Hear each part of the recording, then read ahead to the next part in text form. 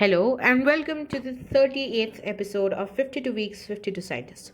Today we're covering Charles Darwin, and this is the second last episode in the early modern part of this first season of 52 Weeks Scientists. We are going to get to the final 13, which are going to be modern scientists, but let's get started with Charles Darwin. He was born on 12th February 1809 in Shrewsbury, England, UK, to a doctor called Robert Darwin and his wife Susanna Darwin. They had 6 children in total. Charles was their fifth child, and they named him in full Charles Robert Darwin. And there's a chalk drawing of him if you can check out the Wikipedia page. He was a naturalist, geologist, and botanist, and his line of work was across the life sciences.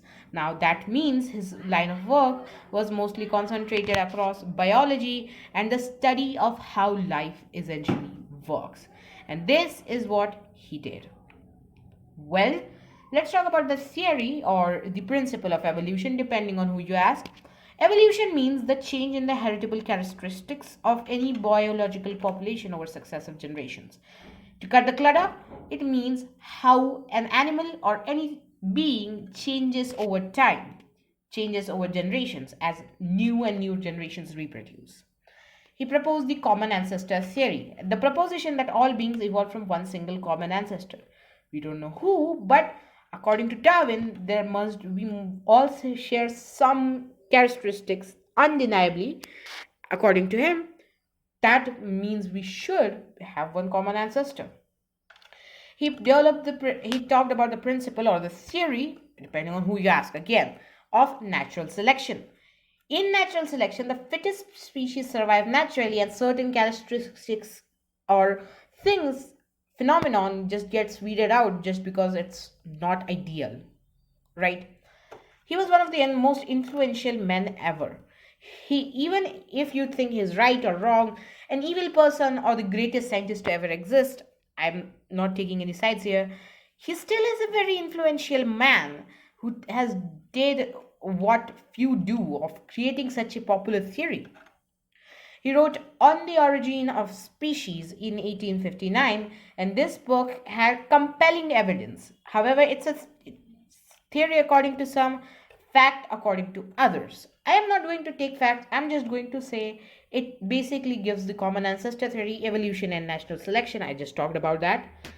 So by the 1870s, people had begun to like that theory, but there were other theories that were much popular as well. It was about the 1950s when people put it as fact, but people still fight to this day. People refer to it as both. I am going with neither. I'm not going to take sides, as I said. Let's talk about his unified life theory. So his theory in the end was for all of the life sciences. It was not just for biology or botany. It was about life. And his work went into the core of how life worked. So how did he get here? Well, like all great scientists do, by neglecting their medical studies. Stay in school, guys. He neglected his medical studies because he was so drawn to nature. And after he was drawn to nature, that was what he chose. He chose a life of studying about nature. For this, he first studied marine invertebrates, animals without a backbone that live in the water. And he studied those during his college days. He was a wild lad, wasn't he? Studying marine vertebrates instead of his medical curriculum. Then he went on 5-year voyages, and they made him insanely popular. Why did these 5-year voyages make him so insanely popular? Well, he brought in so much more information and from these exotic lands, and his voyages just made him popular as a traveler. Like how, Carl Sagan is a very big scientist, but you know him because of his work with space, right? Right.